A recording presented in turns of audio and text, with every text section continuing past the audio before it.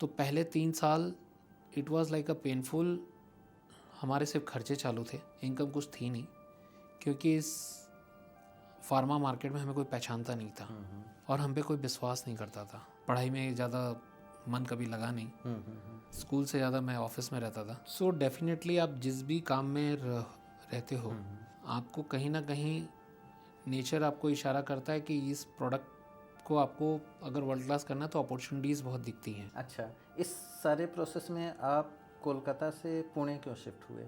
Very frankly अगर मैं बोलना चाहूँ तो कलकत्ता की लाइफ काफ़ी स्लो लग रही थी जी। And Bombay was attracted to me as a Maya Nagari उसे बोलते हैं, सच में माया नगरी है। जब भी आप कोई बिजनेस करते हो, आज जैसा चल रहा है कल वैसा नहीं चलेगा, ये बहुत क्लियर है। तो शुरुआत में मैं एक चीज़ तो समझ गया कि हमें प्रोडक्ट नहीं बेचना है। जिस तरह से मैं हमेशा बोलता हूँ कि सामने वाला क्या बोल रहा है वो इम्पोर्टेंट नहीं है, वो क्यों बोल रहा है इम्पोर्टेंट है। तो वो प्रोडक्ट हम जब बेच रहे हैं तो सामने वाला क्या खरीद रहा है वो इम्पोर्टेंट नहीं, वो क्यों खरीद रहा है, उसकी रिक्वायरमेंट क्या है, उस चीज़ को अगर आप समझ लो तो आपके लिए बेचना आसान हो जाता है।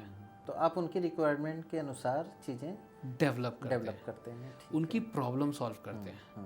तो मैं बहुत आसान शब्दों में बोलना चाहूँगा कि मैं सिर्फ पानी नहीं बेचता, मैं प्यास बुझाता हूँ। स्टार्टअप यात्रा के आज के एपिसोड में हमारे बीच हैं मनीष जैन। मनीष जैन सिलिकेंट के फाउंडर हैं और ये एक ऐसा उनका स्टार्टअप है जो एक बेहद सेंसिटिव फील्ड से जुड़ा हुआ है और वो सेंसिटिव फील्ड है मेडिसिन की पैकेजिंग। तो आज हम जानेंगे कि किस तरीके से उन्होंने अपने इस काम को विस्तार दिया, इसे ऑलमोस्ट ये ग्लोबल लेवल पर ले जा रहे हैं। तो मनीष जी, आपका स्वागत है। नमस्कार। नमस्कार। तो सबसे पहले आप अपने इस कंपनी के बारे में बताइए और अपने प्रोडक्ट के बारे में बताइए। यहाँ से हम अपनी बात शुरू करते हैं। सो मेरी कंपनी का नाम है सिलिकेंट जी। एंड हम सिर्फ प्रोडक्ट नहीं बेचते, हम सेल्फ लाइफ बढ़ाते हैं दवाइयों की और फूड पैकेजिंग की, जी। फूड प्रोडक्ट्स की। सेल्फ लाइफ बढ़ाते हैं। हाँ। इस चीज़ को थोड़ा समझाइए कि तो ये क्या है। जैसे आप साधारण भाषा में अगर समझाने के लिए बोलूँ, जैसे हमने कोई मिठाई बनाई, जी। औसतन वो मैक्सिमम 3 से 7 दिन तक चलती है, रेफ्रिजरेटर में रखे चाहे कैसे भी। सो अगर उसकी सेल्फ लाइफ अगर दुकानों में बेचना है, आपको फॉरेन कंट्री में जाके बेचना है, तो आपको मिनिमम 60 डेज़ की रिक्वायरमेंट होगी। Minimum two minimum by year भी अगर आप भेजें तो definitely you need some solution कि आप कस्टमर को वो फ्रेश पहुंचा सकें। तो नॉर्मली मिठाइयों को जब हम पैक करते हैं तो उसमें हम एक ही चीज़ ध्यान रखते हैं, इसमें मॉइस्चर ना लगे। लेकिन मॉइस्चर तो मिठाई में चाहिए, क्योंकि अगर वो ड्राई हो गई तो आपको टेस्ट में नहीं बैठेगा। दूसरी चीज़ है, अगर हम उसका ऑक्सीजन कंट्रोल करते हैं तो मिठाई की सेल्फ लाइफ बढ़ जाती है। जी। तो हम उसमें ऑक्सीजन एब्जॉर्बर बना के मिठाई वालों को देते हैं और वो पैक करते हैं, जिससे कि जिस बॉक्स में वो पैक करते हैं उसमें पूरी ऑक्सीजन वो एब्जॉर्ब कर लेते हैं एंड ओनली नाइट्रोजन गैस बच जाते हैं। तो जो सेल्फ लाइफ है नॉर्मली 60 डेज़ तक, 2-3 मंथ्स तक उनको मिल जाती है। अच्छा। तो वही मिठाई जो 7 से 10 दिन तक चल रही थी, वो 60 से 90 दिन तक आपको फ्रेश मिलती है, पैकेजिंग के अंदर वो ऑक्सीजन एब्जॉर्बर डालने से। इसके पीछे का वो क्या है, साइंस क्या है, कैसे इस टेक्नोलॉजी से जो आप कह रहे हैं कि ऑक्सीजन आप पूरा रिमूव कर देते हैं उससे और नाइट्रोजन रह जाती है, करेक्ट, तो वो कैसे उसको प्रोटेक्ट करता है? सो ये प्रोडक्ट है ऑक्सीजन एब्जॉर्बर। जी। इसमें मेजरली आयरन पाउडर जो कि फूड ग्रेड ही रहता है, उसके संग कुछ केमिकल कंपाउंड रहते हैं जो जैसे ही हवा में मॉइस्चर और ऑक्सीजन के संपर्क में आता है तो उसमें रिएक्शन होता है and that start absorbing oxygen. जी। एंड दैट हाउ वो पूरा ऑक्सीजन एब्जॉर्ब हो जाता है पैकेट में से। So that the self life increases. अच्छा, और ये टेक्नोलॉजी ऑलरेडी इंडिया में इस्तेमाल हो रही थी पहले भी? इस्तेमाल हो रही थी, बहुत कम लोगों तक जा रही थी एंड मैक्सिमम ये इंपोर्ट हो रहा था।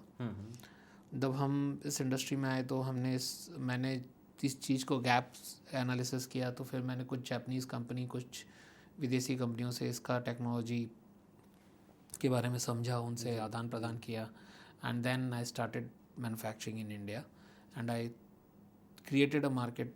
अभी इंडिया में पूरे काफ़ी लोगों मतलब काफ़ी कस्टमर्स है जो इसको यूज़ करके वो भी बहुत खुश हैं। अच्छा, तो वापस चलते हैं हम वहाँ से आपकी खुद की जर्नी जहाँ से स्टार्ट हो रही है। तो आपकी परवरिश और फैमिली बैकग्राउंड क्या रहा है, कहाँ पर आप? मेरा जन्म कलकत्ता में हुआ जी। एंड मैं 2 साल का था तब मेरे फादर ने नॉर्मल सिलिका जेल का बिज़नेस स्टार्ट किया। तो बचपन में इस प्रोडक्ट को बहुत अच्छे से देखा हूँ। सिलिका जेल के बारे में सिलिका जेल के बारे में जैसे स्पेसिफिक चीज़ें हैं जो सिलिका जेल एक normal one of the desiccant हो गया। सो मेरी जर्नी उससे चालू हुई। तो पढ़ाई में ज़्यादा मन कभी लगा नहीं। स्कूल से ज़्यादा मैं ऑफिस में रहता था। एंड वंस एक बार मेरा बीकॉम कंप्लीट हुआ, then I started full fledge in the business and that day I left Calcutta forever and I move to Bombay. अच्छा। एंड फिर ये चालू किया और शुरू से मन में एक चीज़ था, इस प्रोडक्ट को या इस प्रोडक्ट के बिज़नेस को मुझे वर्ल्ड में नंबर 1 जाना है। तो आपने इसी को स्टार्ट किया था जिस प्रोडक्ट की आज हम बात कर रहे हैं। तो जब आप बीकॉम आपने किया उसी वक्त से करेक्ट आपने प्लान कर लिया। ये आइडिया कहाँ से आया? आप अपने फादर की जो इंडस्ट्री थी उसी उसमें काम करते उस प्रोडक्ट वही है जी, उसको स्पेसिफिक कैसे और अच्छा बेहतर तरीके से वर्ल्ड क्लास बनाना है, वो चेंज लाया। एंड प्रोडक्ट को रेस्पेक्ट कहाँ मिलेगा, कौन से बाज़ार में, उस बाज़ार को चुना, उस ग्राहक को चुना और उसी जगह पे मार्केट किया। जी, ओके। तो अब हम इसमें मतलब आप थोड़ा सा और हमें स्पेसिफिक बताएं कि ये आइडिया आपको कैसे आया? किसी दूसरे अपने कॉम्पिटिटर को देखकर या खुद आप कहीं इस तरह से ट्रैवल कर रहे थे और आपने ये क्लिक किया कि हाँ इस पर हमें काम करना चाहिए, स्पेसिफिकली इस पर फोकस करना चाहिए कि हम मेडिसिन या फूड की शेल्फ लाइफ को बढ़ा सकें? सो डेफिनेटली आप जिस भी काम में रहते हो, आपको कहीं ना कहीं नेचर आपको इशारा करता है कि इस प्रोडक्ट को आपको अगर वर्ल्ड क्लास करना है तो अपॉर्चुनिटीज़ बहुत दिखती हैं। तो वैसे भी मुझे एक अपॉर्चुनिटी दिखी। मुझे एक कस्टमर ने बताया कि हमें ये मटेरियल चाहिए लेकिन आपको US FDA से अप्रूवल लेना होगा। उस समय मेरे लिए US FDA DMF was a big tough. So but मैं लगा रहा, कुछ लोगों से संपर्क किया एंड इत्तेफाक से लोग मिलते गए और आगे बढ़ते रहा। शुरू में काफ़ी कठिनाई हुई, पेशेंस रखने का नतीजा है कि आज मैं इस लेवल तक कंपनी को ला पाया। कठिनाइयाँ किस तरह की आई? जब आप कुछ बड़ा करना चाहते, सॉरी आपको मैं टोक रहा हूँ, हम यहाँ से शुरू करते हैं कि जब इस नई टेक्नोलॉजी को आपने अडॉप्ट करना चाहा, एक तो हमें ये बताइए कि US का क्या स्टैंडर्ड है जिसके लिए सबसे पहले आपने ये सोचा? इसको US DMF रजिस्ट्रेशन बोलते हैं। इस तरह का एक रजिस्ट्रेशन होता है जो US FDA को आप अपने सारे 10 डॉक्यूमेंट्स देते हो और एक तरह से एक प्रॉमिसरी नोट होता है कि आप अपने मटेरियल को किस तरह से बनाओगे, किस एनवायरनमेंट में बनाओगे और किस स्टैंडर्ड का बनाओगे। अच्छा। उनके पास वो अधिकार आप दे देते हो कि वो कभी भी आके आपकी फैक्ट्री चेक कर सकते हैं एंड वो सारे नियम कानून आपको उनके जो बताए हुए हैं वो पालन करना पड़ता है एंड उसके हिसाब से अपनी फैक्ट्री को रन करना पड़ता है। तो डेफिनेटली ये एक आदमी के बस का बात नहीं है। तो we require complete qualified team and एक टीम क्वालिफाइड हैंडल करने के लिए यू कैन नॉट, आप चल जाता एटीट्यूड तो रख ही नहीं सकते।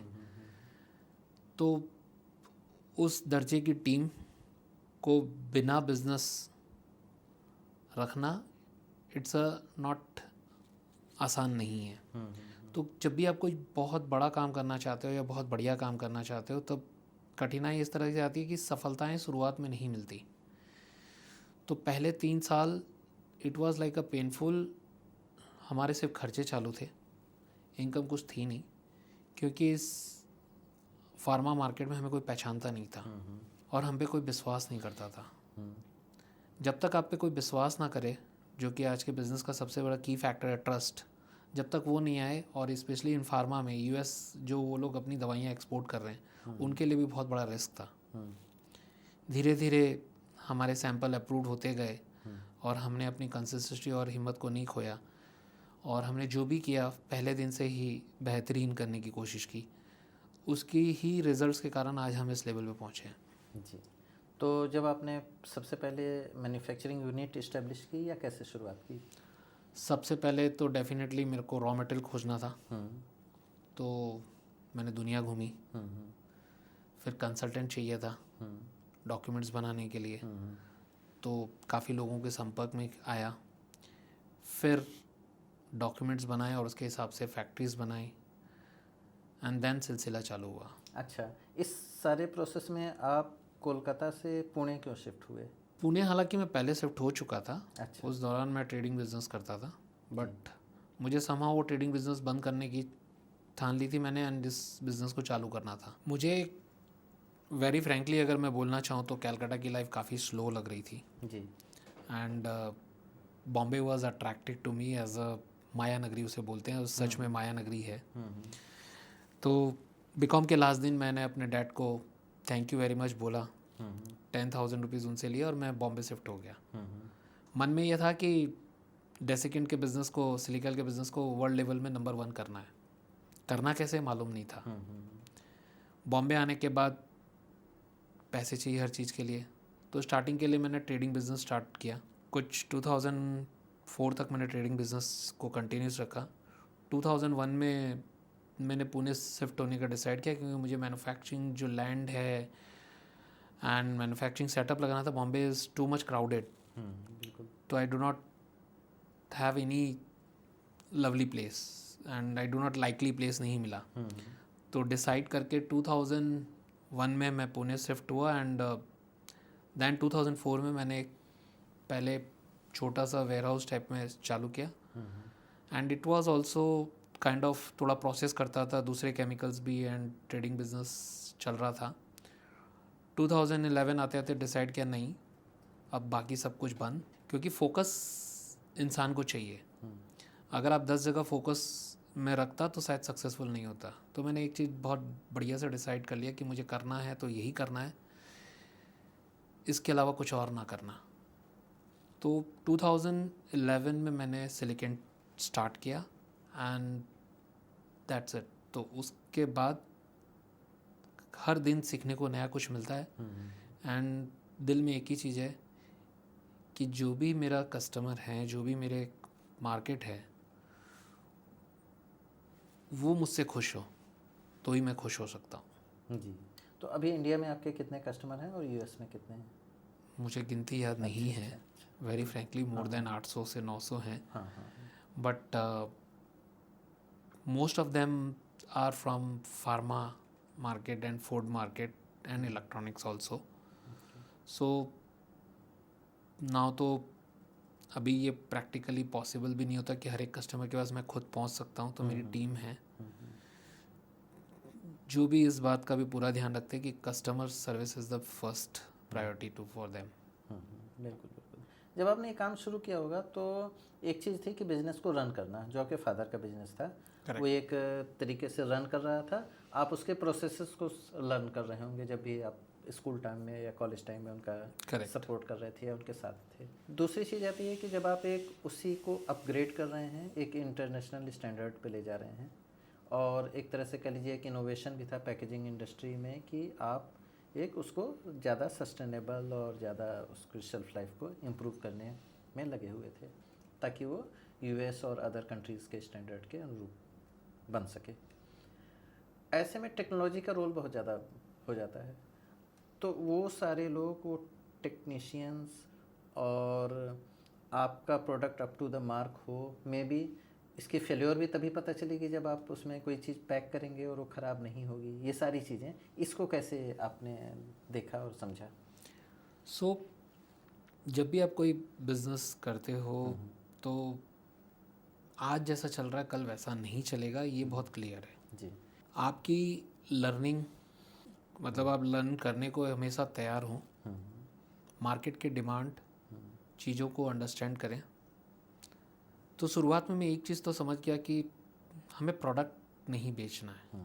जिस तरह से मैं हमेशा बोलता हूँ कि सामने वाला क्या बोल रहा है वो इम्पोर्टेंट नहीं है, वो क्यों बोल रहा है इम्पोर्टेंट है। तो वो प्रोडक्ट हम जब बेच रहे हैं तो सामने वाला क्या ख़रीद रहा है वो इम्पोर्टेंट नहीं, वो क्यों ख़रीद रहा है, उसकी रिक्वायरमेंट क्या है, उस चीज़ को अगर आप समझ लो तो आपके लिए बेचना आसान हो जाता है। प्रोडक्ट की डेवलपमेंट, उसकी गुणवत्ता और उसका एप्लीकेशन, आप उसको बेहतरीन तभी कर सकते हो जब आप यूज़ को समझो। और उसके लिए सबसे बेटर है किसी भी टेक्नीशियन, किसी भी केमिस्ट से बेटर मेरा कस्टमर। जब मैं उससे रेगुलर मिलता था या मेरी टीम मिलती है, आज की तारीख में भी हम ये समझते हैं उनकी तकलीफ़ क्या है। हाँ, तो आप उनकी रिक्वायरमेंट के अनुसार चीज़ें डेवलप करते हैं, ठीक उनकी है। प्रॉब्लम सॉल्व करते हैं। तो मैं बहुत आसान शब्दों में बोलना चाहूँगा कि मैं सिर्फ पानी नहीं बेचता, मैं प्यास बुझाता हूँ। बिल्कुल बिल्कुल बिल्कुल। तो ये सारी चीज़ें हैं जिसके ज़रिए आप अपने प्रोडक्ट को एक सर्टेन स्टैंडर्ड तक ले जा पाए। अच्छा, ज़्यादातर जो मेडिसिन होती हैं आमतौर पे देखिए, एक कोई भी दवा है अगर और उसको एक लंबे समय तक आपको इस तरह से सुरक्षित रखना है कि ख़राब ना होने पाए, और ये किसी के जीवन से भी जुड़ा हुआ है, तो मुझे लगता है इसके जो स्टैंडर्ड्स हैं ये तो काफ़ी टफ होते होंगे इंडिया में भी और बाहर भी। Yes, definitely. अच्छा। सो बट इंडिया में एक चीज़ है कि हमारे पास जो भी दवाइयाँ आती हैं मैक्सिमम ब्लिस्टर पैक में होती हैं। तो इसकी रिक्वायरमेंट एज सच नहीं है। अच्छा। ब्लिस्टर नाउअडेज अभी ब्लिस्टर पे भी एब्जॉर्बर आ गए हैं। So that is the next, the industry is going to get more, coming time में वो प्रोडक्ट आ रहा है।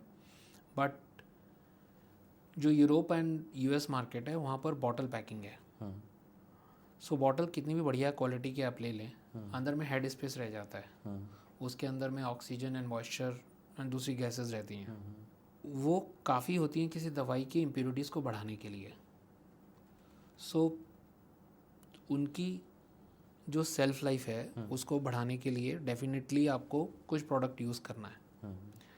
अब हर दवाई को सिर्फ सिलिका जेल नहीं चलता, हर दवाई को सिर्फ ऑक्सीजन एब्जॉर्बर नहीं चलता। तो उसको समझ के उनको सही डोजेस कैलकुलेशन सजेस्ट करके उसकी टेस्टिंग करवा के तो ही वो आप सक्सेस करा सकते हो। क्या आपके पैकेजिंग में टेम्परेचर का भी कंट्रोल हो पाता है? नहीं। अच्छा, बेसिक जो इसका वो है लॉजिक है वो यही है कि वो ऑक्सीजन को absorb oxygen and otherwise moisture, fluoride gas, ethylene gas, odour, कुछ और भी हैं। अच्छा, अब मेरा एक क्वेश्चन ये था कि जो फूड है, फूड पैकेजिंग है, इसमें ज़्यादातर क्या इंडिया से फूड एक्सपोर्ट होता है यूएसए में? इंडिया में हाल के दिनों में काफ़ी एक्सपोर्ट बढ़ गया है एंड धीरे धीरे प्रोसेस इंडस्ट्रीज़ काफ़ी सेटअप हो रही हैं and it's a growing industry. अच्छा, डेफिनेटली पैकेजिंग में नॉट ओनली कि ऑक्सीजन एब्जॉर्बर से काफ़ी अच्छे अच्छे और भी पैकेजिंग मटेरियल आ गए हैं और मशीनरीज ही आ गई हैं, जिसके वजह से हमारी पैकेजिंग काफ़ी बेटर हो गई है compare to previous years. So going forward ये इंडस्ट्री और ग्रो करेगी। तो यहाँ से क्या क्या एक्सपोर्ट होता है ज़्यादा, ये थोड़ा अगर बताएं हमें। यहाँ से क्या नहीं एक्सपोर्ट होता खाने में, ये क्वेश्चन होना चाहिए। अच्छा। मेरे ख्याल से आज की तारीख में आप दुनिया के किसी कोने में भी रहें, आपको यहाँ के इडली से लेके समोसा, मिठाइयाँ, सब कुछ पैक आपको फॉरेन कंट्रीज़ में मिल जाता है। अच्छा। एंड इवन वी हैव अचार तो काफ़ी टाइम से जा ही रहा है, बट ये सारी कंट्रीज़ में हर जगह हमारे देसी लोग हैं और कुछ हमारे नेबरिंग कंट्रीज़ के जिनको देसी खाना बहुत पसंद है, वो तो जाता ही है। इसके अलावा हेल्दी सीड्स का बहुत तगड़ा एक्सपोर्ट है। अच्छा। हेल्दी सीड्स हमारी कंट्री से जा रहा है, उसमें भी काफ़ी रिक्वायरमेंट रहती है। ड्राई फ्रूट्स जा रहा है, ड्राई फ्रूट्स में भी रिक्वायरमेंट रहती है। कॉफ़ी एंड टी भी एक्सपोर्ट होता है, उसमें भी रिक्वायरमेंट रहती है। तो खाने की तो हर एक चीज़ एक्सपोर्ट होती है मोस्टली। सबसे ज़्यादा खाने की चीज़ों में किस चीज़ की डिमांड है, या किस स्टेट से सबसे ज़्यादा आपका मतलब बिजनेस एक्सपोर्ट हो रहा है? जी, बिजनेस है। कोई भी स्टेट पीछे नहीं है। अच्छा। सो आप जम्मू एंड कश्मीर से लेके नीचे कन्याकुमारी तक हर एक इंडस्ट्रीज़ में हमारा जा रहा है। डेफिनेटली कुछ हब्स हैं जैसे दिल्ली हो गया, बॉम्बे हो गया, यहाँ पर थोड़ा क्वांटम, क्योंकि उनके ऑफिसेज ज़्यादा और एक्सपोर्ट हाउसेज ज़्यादा हैं, तो यहाँ से ज़्यादा होता जैसे है। कुछ जगहें बहुत मशहूर हैं, जैसे इंदौर की बात करूँ मैं, तो इंदौर की नमकीन हमारे इंडिया में तो बहुत ही मशहूर है, तो हर जगह से वो बट उसका एक्सपोर्ट हाउसेज हाँ। बॉम्बे में बैठे हुए हैं, तो अच्छा, वो अच्छा। ज़्यादा वहाँ से वहाँ से होते हैं और गुजरात से होता है। ठीक ठीक। अच्छा, सबसे टफ किसकी पैकेजिंग आपको लगी कि फूड जो है ख़राब भी नहीं हो, मतलब वो पूरा का पूरा चैलेंजिंग रहा हो आपके लिए, ऐसा कोई अनुभव, एक्सपीरियंस? मैं आपके क्वेश्चन को मैं जैसे मान लीजिए कि डिफरेंट डिफरेंट फूड मटेरियल हैं, फूड आइटम्स हैं जिनको आप पैकेज करके एक्सपोर्ट करते हैं, कोई ऐसा फूड आइटम था जिसकी नहीं, पैकेजिंग आपके लिए काफ़ी बहुत फूड आइटम चैलेंजिंग? अभी भी हाँ, है जैसे जी। चैलेंजिंग है, स्पेशली जिसमें लिक्विड है, जैसे अच्छा। रसगुल्ला हो गया। ठीक है। अगर आपको सिंगल पीस पैक करना है, you don't have a perfect like, still उसमें हमारा कुछ काम हमने कोशिश किया लेकिन अभी तक सक्सेस नहीं हुआ। बट हमारी एक्टिविटी उस पर चालू है। कुछ फ्रेश कुछ एक प्रोडक्ट्स हैं जैसे सीड बेस्ड स्पेशली, जिसमें एक अजीब तरह की गैस रिलीज़ होती है, उसमें भी हमने काफ़ी हद तक सक्सेस पा लिया। अच्छा। तो हमारी R&D टीम उन सभी चीज़ों पे काम करती रहती है कंटिन्यूस। तो जैसे मैंने बोला कि हम कस्टमर से जब भी मिलते हैं हमें नई नई चैलेंजेस मिलते हैं, तो उस पर हमारी टीम काम करती है। अच्छा। उसका सॉल्यूशन मिलने से उनको आगे का सॉल्यूशन मिलता रहता है। तो R&D टीम कितनी बड़ी है आपकी और कहाँ बैठती है? करीब 5 लोग काम करते हैं उसमें, एंड दे हैव लाइक एक सेपरेट ऑफिस एंड सेटअप उनको दिया हुआ है, उस पर वो काम करते रहते हैं। अच्छा। और ये सारे लोग बॉम्बे में बैठते हैं, पुणे नहीं, में? पुणे में। Everybody sets in Pune. अच्छा। तो आगे का क्या आपका प्लान है, मतलब अपनी इस जो आपकी कंपनी है, अभी आपने बताया था कि पेरिस में भी आपने ऑफिस खोला हुआ है। तो जी। फिलहाल हम इंडिया में number 1 choice of the customers बन चुके हैं। आगे जर्नी है कि वर्ल्ड में हम number 1 choice of the customers बन जाए। तो अगले 5 ईयर में क्या प्लान है? यूएस में तो आप यही प्लान है सर। ऑलरेडी कर रहे हैं, देन यूरोप काम कर रहे हैं लेकिन अभी अच्छा। नंबर 1 चॉइस नहीं बन पाए। जी, जी। तो हमारा है कि हम नंबर 1 चॉइस ऑफ कस्टमर किन बन पाए। कंट्रीज को फोकस कर रहे हैं, टारगेट कर रहे हैं? US and Europe. यूएस और यूरोप को। अच्छा। और इधर की कंट्रीज़ में जैसे आपके हमारी साउथ एशियन कंट्रीज़ हो गई या इधर साउथ एशियन कंट्रीज़ को अभी टारगेट नहीं कर रहे हैं, अच्छा। बट ऐसा नहीं हमने पूरा छोड़ा हुआ भी है। हमारा सेल्स चालू, बट हम कुछ सेटअप नहीं कर रहे हैं वहाँ। इंटरनेशनल मार्केट में कहाँ से कंपटीशन आपको मिल रहा है? इंटरनेशनल मार्केट में हमें कंपटीशन भी यूएस से ही मिल रहा है। यूएस से ही मिल रहा है? चाइना इसमें नहीं है कहीं? चाइना है, लेकिन थैंक्स टू देम कि उनको लोग ज़्यादा पसंद करते हैं या कम पसंद करते हैं, ये दुनिया जानती है। तो उसकी वजह से हमें प्रेफरेंस मिल जाती आपको है। प्रेफरेंस मिल जाती है, बढ़िया है। और रशिया का क्या है? रशिया नहीं है इसमें। नहीं है इसमें। अच्छा। तो अगर मैं ये कहूँ कि आप जब इसको लेकर ग्लोबल मार्केट में एंटर कर रहे हैं, तो दूसरी कौन सी कंट्री है यूएसए के अलावा जो आपका सबसे टफ कॉम्पिटिटर है? कोई भी नहीं। कोई नहीं है। अच्छा। जी। मतलब आज की तारीख में ऐसा है कि दुनिया से, चाहे टर्की से हो, चाहे सिंगापुर से हो, चाहे जापान से हो, लोग हमें फॉलो कर रहे हैं, मुझे फॉलो कर रहे हैं, मैं उन्हें नहीं फॉलो कर रहा। अच्छा।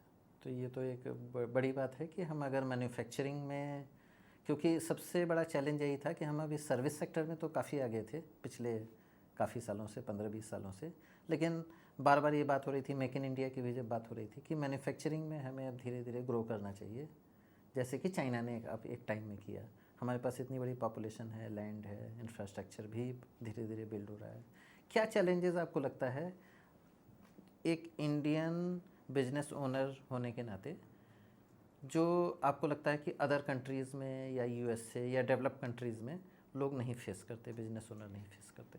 चैलेंजेस मैं ये नहीं बोलूँगा कि लोग वहाँ नहीं फेस करते हैं और चाहे यहाँ ज़्यादा फेस करते हैं, बट हर जगह की अलग चैलेंजेस है। एंड आप कभी भी अगर आपने ठान लिया है कि मुझे ये करना है, तो वो कैसे भी करना है। चैलेंजेस आएंगे, दिक्कतें आएंगी, तो उनका सॉल्यूशन भी साथ में रहेगा। आपका फोकस अगर चैलेंजेस पे रहेगा तो you will never overcome that.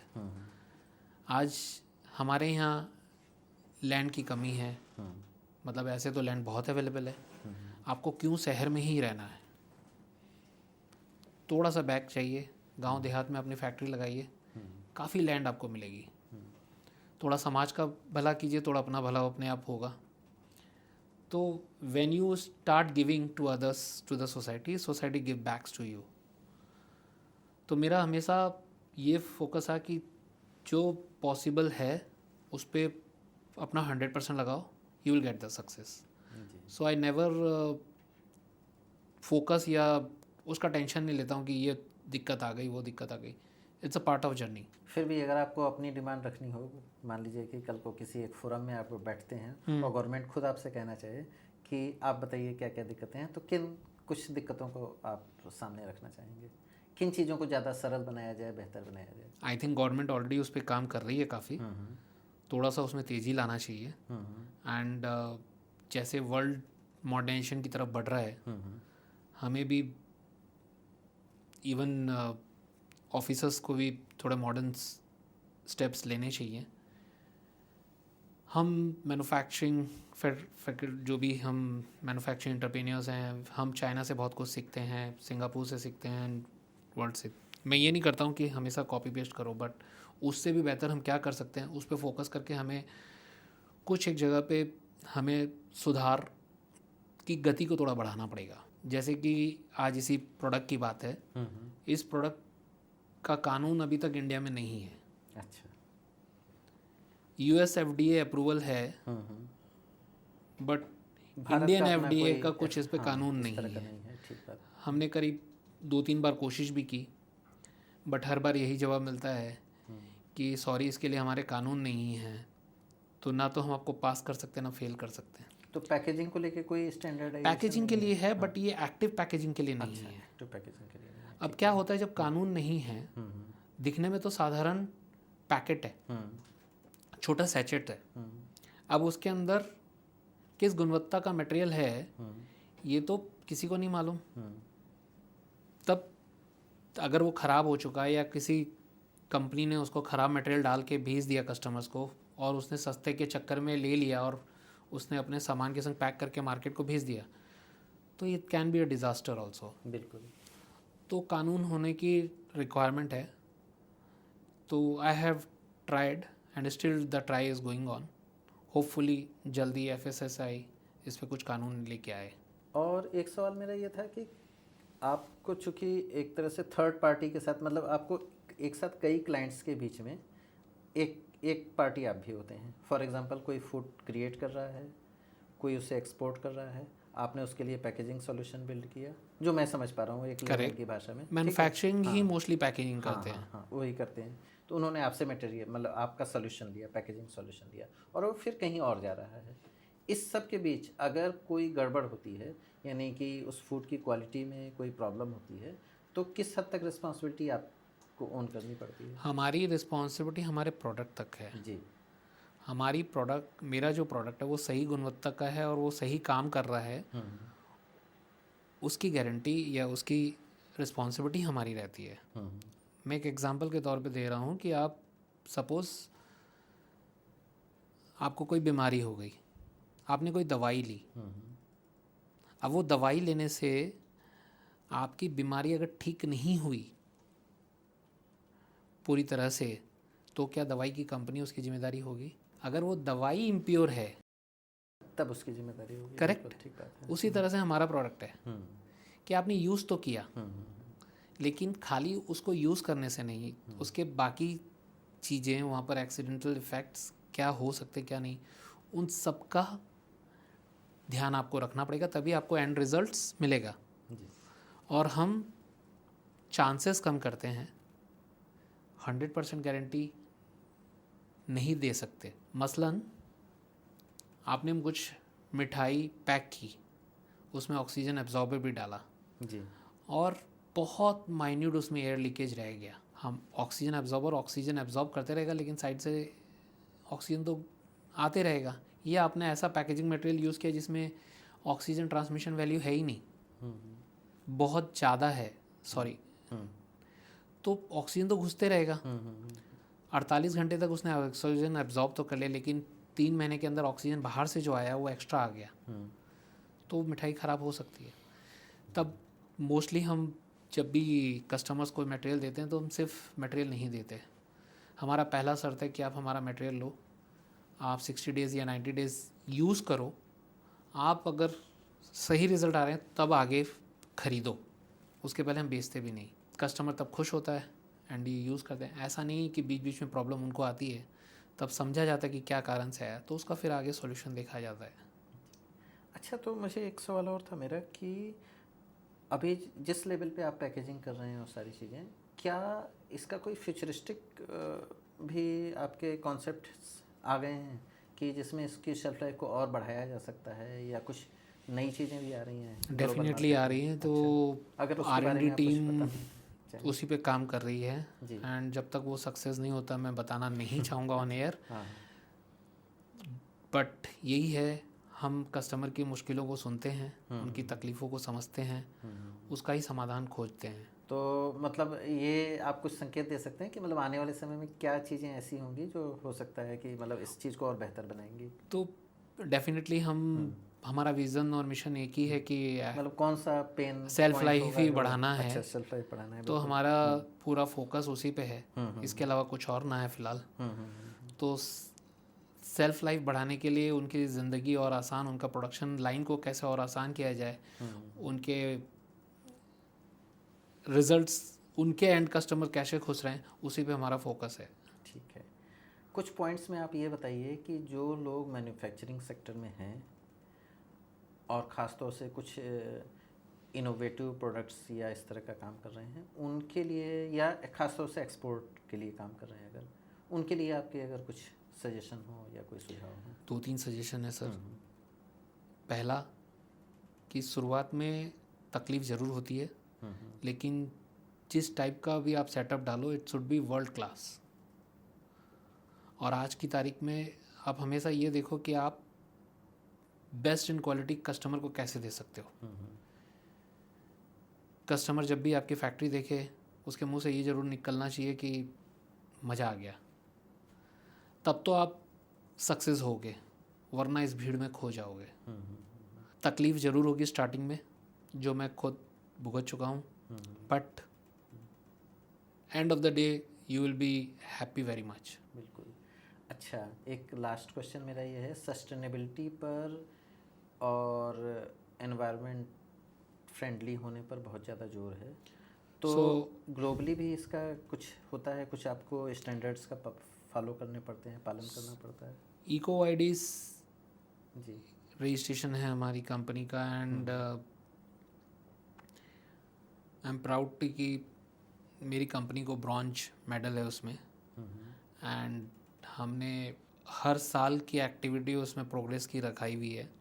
हर एक फंक्शन को प्रेजेंटेशन के संग संग कुछ ना कुछ अपनी तरफ से योगदान देना है, फॉर क्या वो सपोर्ट कर सकते हैं सस्टेनेबिलिटी में, चाहे वो प्रोडक्शन हो, चाहे सेल्स हो, चाहे वो मैनेजमेंट हो, चाहे अकाउंट्स फंक्शन हो। हर एक टीम मेंबर को सस्टेनेबिलिटी पे काम करना है। तो हमारी इंजीनियरिंग टीम ने सोलर सिस्टम पूरे लगा दिए प्लांट में। पिछले साल हमने प्लांटेशन किया। एंड पैकेजिंग मटेरियल में हमने जो पहले हम लैमिनेट्स यूज़ करते थे, अभी हम मूव हो गए फुल्ली रिसाइकलेबल पे। जो रैपिंग जहाँ जहाँ पॉसिबल हुआ, प्लास्टिक्स वगैरह, वहाँ पर हमने नॉट रिसाइकलेबल, हमने रैपिंग प्रोडक्ट को हमने बायोडिग्रेडेबल में चेंज कर दिया। सो जो रेटिंग एजेंसी है इकोवाइडिस, अभी उसका प्रेजेंटेशन हमारा नेक्स्ट 3 मंथ्स में है, तो होपफुली इस बार हमें उसमें और अपग्रेड मिलेगा। तो अब तो लंबे समय से इस काम में है, तो क्या ये समय के साथ इस तरह के रिस्ट्रिक्शंस बढ़ रहे हैं जिसमें हम क्लाइमेट पे फोकस बढ़ा है और सस्टेनेबिलिटी पर इंडस्ट्रीज़ के लिए? रेस्ट्रिक्शंस मैं नहीं बोलता कि बढ़ रहे हैं, बट लोग अपनी जिम्मेदारियां समझने लगे और जागरूक होने लगे, और उस पर काम तो चालू है। और जिस फैक्ट्री या जिस मैन्युफैक्चरर ने इस चीज़ पे ध्यान नहीं दिया, वो टिक नहीं सकता लंबे टाइम तक। ये भी तय है। कहीं पढ़ा भी है कि इंटरनेशनल लेवल पर भी अब उन प्रोडक्ट्स को ज़्यादा वरीयता दी जाएगी जो इस तरह की सस्टेनेबिलिटी के रूल्स रेगुलेशन का करेक्ट। को अभी फॉलो आप करेंगे। यूरोप मार्केट बिल्कुल। पे जाएंगे तो इको वाइडेस के रजिस्ट्रेशन के बिना कोई लेता ही नहीं कोई material। लेता ही नहीं है। यानी कि आप जब यहाँ पे मैन्युफैक्चरिंग कर रहे हैं तो आप उन सारी चीज़ों को फॉलो कर रहे हो करेक्ट। जो एनवायरनमेंट के लिए सुरक्षित हैं। और वो है हमारे यहाँ। अच्छा, बिल्कुल। तो बढ़िया, इस बातचीत में हमने काफ़ी चीज़ें, मतलब एक बिल्कुल एक अलग ये तो दुनिया है, और जिसमें हम पैकेजिंग और ख़ास तौर से मेडिसिन और फूड के बारे में हमने बात की, और किस तरीके से आपने इसको विस्तार दिया। तो आप इस स्टूडियो में आए हमारे लिए, आपने समय निकाला, आपका बहुत बहुत धन्यवाद। Thank you. जी।